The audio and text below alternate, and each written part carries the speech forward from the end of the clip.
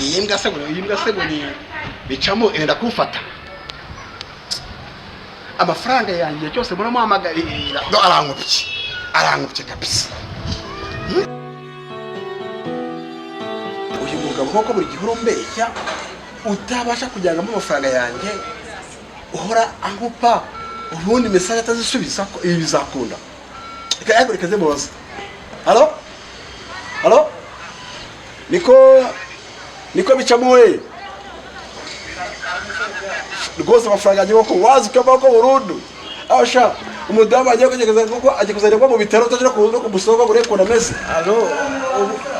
Yego se bya. Ubu ndi muri South Africa ntabwo mpari.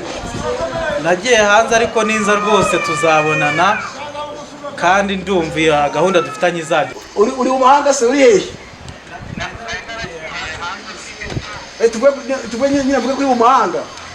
Ni mu mahanga rwose ninza rwose. Uri mu mahanga agana he? Uri mu Burayi se? Mu Bwongereza? Uri mu Bushinwa? Uri hehe? Nagiye muri South Africa. Okay, nta kibazo ubwo nuza tuzabonana rwose kabisa. Kwigendera ubuzima ni kwari ibyisi. Ibyisi twarabikoreye kandi twarabikoreye. Ibintu biriho. Twarabikoreye rwose. Twarabikoreye rwose ntacyo. Kwigendere twirire. Mara yanjye abantu bose dufite ikibazo bose baramemukira sinzi ukuntu bizagira kugira ngo bizagere neza. Sheri. Ngiye kugurira akantu. Bimwe.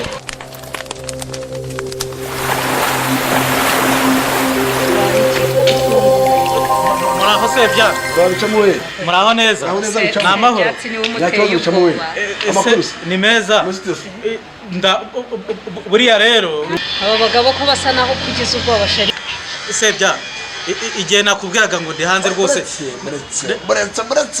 narindi ku kibuga cy'indege nteze indege ariko nicagwa baburetse ko ndeba witangurana ngo yakoze impanuka naho nicagwa witse kwitangurana waburetse uko ubizi hari ubwo nakubeshya rwose witse kwitangurana ariko bica uko rwose tuzaze nzore kuri shiti yanjye ishiti zikijye ko tuzagira biteho reba ukuntu Mishti yaje magara dusangira akabisiraga nyine ukamya ngo ishiti yawe ukabye sevye ishiti yawe ari mu babishuti ni magara ni turi ishiti z'amagara niko bicamo we utinye kumbe ndagwama ku telefone yanjye arega agomba ko mufitanye icyekizo asubundi wamamagaye rya ikibazo mufitanye twigende nusubiza niko bicamo we noneho kagubaza ubu ngo muri South Africa isa nubanje ngo nihuri iduhurire hano muzi gato nge nakubwiye ko narindi ku kibuga cy'indege indege za kugira ikibazo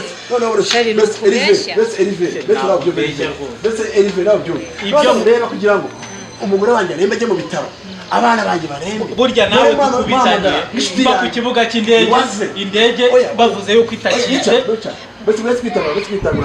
tugiye muri meshi utugiye ibintu byinshi ngo turondogore ayisohokanye umukobwa ayifite yose maho rwose maho ibibazo bigabanuke maho rwose maho niko yemeze mbasebya uri inshuti ya niko yemeze rwose niko yemeze koga ni mushiki wanjye wo kwa Maruye dukubitaniye mu nzira yaba mushiki wawe yaba so maho indege nari maze kwishyura nta ni mafaranga nese wavuga yuko uje kunyakira wari kunyakiriza umukobwa wacu mayifite ntabwo wanguriza nta kibazo mayifite yose nta kibazo nayemera ni ibihumbi 100 nako ni ibihumbi 200 nari murimo nta jana wandusha ngo mbe muhaye cya kabiri wenda hano harimo 100 akiramo yamuhe urakoze cyane mu maboko si 100 dore ngiri irindi 100 nzari kwa 5 hari ikindi ariko ikibazo gikemuka yizire twigendere hari ibindi